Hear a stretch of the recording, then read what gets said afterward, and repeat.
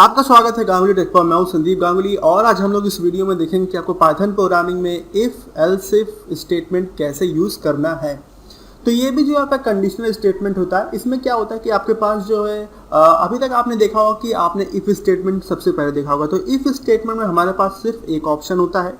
If else statement में हमारे पास दो ऑप्शन होते हैं और इफ एल्स इफ स्टेटमेंट का यूज करके हम लोग कई ऑप्शंस क्रिएट कर सकते हैं। ऑप्शंस क्रिएट करने का मतलब क्या, हम कई सारे ब्लॉक ऑफ कोड्स बना सकते हैं और उनमें से जिसकी कंडीशन ट्रू होगी वो एग्जीक्यूट कर जाएगा।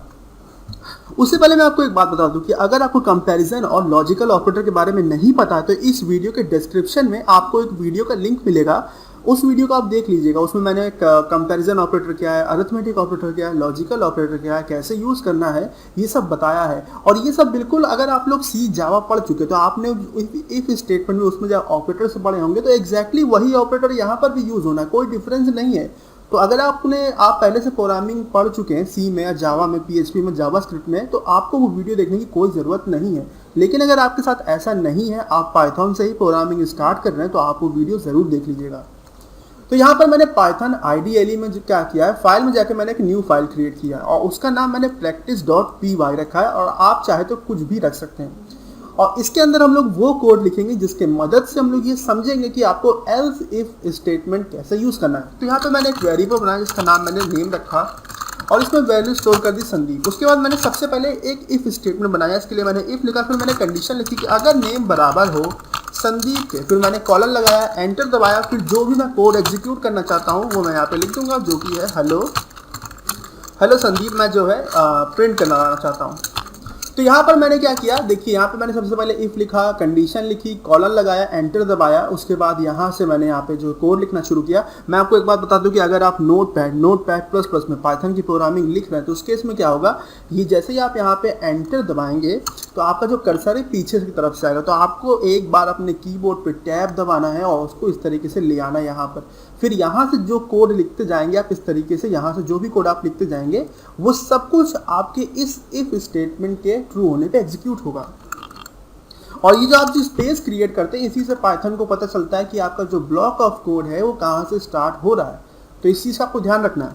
तो ये हमारा हो गया, एंटर दबाया, बैक स्पेस दबाया, ये हमारा ब्लॉक ऑफ कोड जो है एंड कर गया। और यहाँ पर ब्लॉक ऑफ कोड का मतलब ये है कि अगर आप जैसे ये सिंगल लाइन को जो स्टेटमेंट कहा जाता है, अगर आप एक से ज़्यादा स्टेटमेंट्स को लेते हैं तो उसे ब्लॉक ऑफ कोड कहा जाता है। तो अब जो है, अब नेक्स्ट हम लोग बनाते हैं एल्स इफ कैसे बनाते हैं। तो एल्स इफ बनाने के लिए आपको ELIF लिखना है, ठीक है। इस तरीके से लिखने पर आपका एल्स इफ बन जाता है और ये एक कीवर्ड है। और मैं आपको एक बात बता दूं कि अगर आप लोग सी या जावा में प्रोग्रामिंग कर चुके हो तो आप लोगों ने उसमें देखा होगा कि एल्स इफ बनाने के लिए हमको एल्स इफ इस तरीके से लिखना होता है। पाइथन में ऐसा नहीं है। पाइथन में आपको केवल EL लिखना है और IF लिखना है। आप इसे शॉर्ट फॉर्म में कह सकते हैं एलिफ। ये हो गया। उसके बाद आपको जो कंडीशन लिखनी है वो लिख दीजिए कि जैसे कि मैंने यहाँ पे लिख दिया कि अगर नाम हो सुरेश के बराबर, तो हम लोग मैसेज में देंगे कि हेलो, जो भी नाम है वो प्रिंट हो जाएगा। फॉर्मेट यहाँ पे मैंने लिख दिया नेम, हो गया, ये कंप्लीट हो गया। फिर से हमने एक कंडीशन बना ली कि नेम अगर बराबर हो यूट्यूब के, तो फिर जो हम यूज़र को दिखाएंगे, क्या दिखाएंगे कि हम लोग दिखाएंगे हेलो यूट्यूब लिख के आना चाहिए। सेम वही फॉर्मेट का मैंने यूज़ किया, नेम वेरिएबल का जो मैंने आउटपुट दिखा दिया। फिर से हम लोग एक एल्स इफ पर बना लेते हैं और यहाँ पे हम लोग लिख देते हैं कि अगर जो है नाम जो है फेसबुक हो तो उस केस में हम लोग क्या दिखाएंगे यूज़र को कि लिख के आए हेलो फेसबुक लिख के आना चाहिए। आपका जो है ये फॉर्मेट हो गया और ये नेम आपका हो गया। और आखिर में हमने एक एल्स ब्लॉक बना दिया इस तरीके से। मतलब अगर कोई भी नाम इनमें से मैच नहीं करता है तो हमको एक डिफ़ॉल्ट दिखा देना है कि नेम नॉट फाउंड का हम लोगों ने एक मैसेज दिखा दिया। एंटर दबाया, बैक स्पेस दबाया और आखिर में हमने एक यूज़र को जो है आउटपुट दिखाएंगे जिसमें मतलब लिख के आएगा प्रोग्राम जो है आपका एंड कर गया, प्रोग्राम एंड्स। इस तरीके से आपका प्रोग्राम एंड्स हो गया, कंप्लीट हो गया। Ctrl+S दबा के फाइल को सेव कर लिया और फिर हम लोग रन पे जाते हैं। फिर रन मॉड्यूल पे क्लिक करते हैं, प्रोग्राम को रन करते हैं। तो ये देखिए यहाँ पे लिखा है हेलो संदीप, और ऐसा क्यों हुआ अब हम लोग वो भी देख लेते हैं। तो यहाँ पर आप देख सकते हैं क्या क्या, यहाँ पर मैंने सबसे पहले एक इफ स्टेटमेंट बनाया, उसमें चेक किया क्या नाम संदीप के बराबर है। अगर ये कंडीशन फॉल्स हो जाती है तो क्या होगा, ये एल्स इफ ब्लॉक पे आएगा। फिर यहाँ पे वो फिर से नेम की वैल्यू चेक करेगा क्या नाम सुरेश के बराबर है।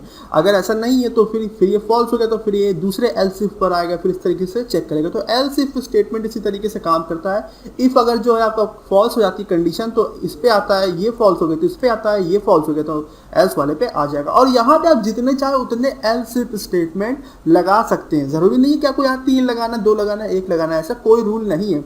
और अगर आप चाहें तो ये लास्ट जो वाला आपने एल्स बनाया इस ब्लॉक को आप ना बनाए तो उससे भी कोई दिक्कत नहीं आएगी। लेकिन ये है कि आप लोग इसे बना लिया करिएगा, ये सही रहता थोड़ा सा। तो ये हो गया, ठीक है। और यहाँ पर जो है हुआ क्या, आप देखिए मैंने नाम जो था, नाम में जो ये नेम करके जो मैंने वेरिएबल बनाया उसमें हमने इनिशियली वैल्यू संदीप दिया था, तो ये कंडीशन ट्रू हो गई, ये एग्जीक्यूट हो गया। अब हम लोग इसे वैल्यू को चेंज कर देते हैं। मैंने यूट्यूब कर दिया, Ctrl+S दबा के फाइल सेव करी, कीबोर्ड पे F दबाया, प्रोग्राम को रन किया, तो इस बार देखिए हेलो यूट्यूब लिख के आ रहा है। अब क्या करते हैं हम लोग यहाँ पे जो है कुछ वैल्यू को चेंज कर देते हैं, फिर फाइल को सेव करते हैं, Ctrl+S दबा के F5 दबाते हैं, प्रोग्राम को रन करते हैं। अब देखिए नेम नॉट फाउंड लिख के आ रहा है, क्योंकि इस नाम का तो कोई चीज यहाँ पे मौजूद ही नहीं है, तो एल्स वाला ब्लॉक एग्जीक्यूट कर गया। और यहाँ पर आप देख पा रहे हो कि आपके पास एक से ज्यादा ऑप्शन है।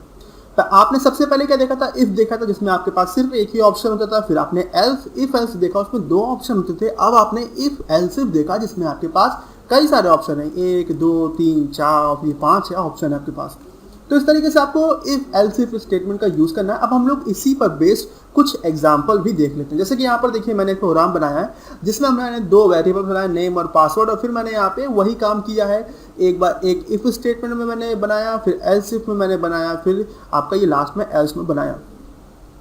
तो हम लोग इस प्रोग्राम को रन करते हैं और यहाँ पे हो क्या रहा है, यहाँ पे केवल नेम और पासवर्ड को चेक कर रहा है। अगर नेम और पासवर्ड मैच कर जा रहा है तो उसके नीचे आप हेलो यूजर का नाम लिख के आ जाएगा, लॉगिन सक्सेसफुल लिख के आ जाएगा। और अगर ऐसा नहीं होता है तो एल्स ब्लॉक एग्जीक्यूट करेगा और यूजर नॉट फाउंड लिख के आएगा। तो प्रोग्राम को रन करते हैं, रन पे गए, रन मॉड्यूल पे क्लिक किया और आप देख सकते हैं हेलो संदीप लॉगिन सक्सेसफुल लिख के आ रहा है। ऐसा इसलिए हुआ क्योंकि इनिशियली हमारा जो संदीप और 1 2 3 4 5 स्टोर है, इसलिए हुआ। अब क्या करते हैं, अब एक और प्रोग्राम देख लेते हैं। यहाँ पर देखिए मैंने एक प्रोग्राम बनाया पाइथन में जिसमें मैंने 3 वेरिएबल्स बनाया। वेरिएबल का नाम रखा है फर्स्ट सेकंड थर्ड, इसमें इंटीजर वैल्यू स्टोर है।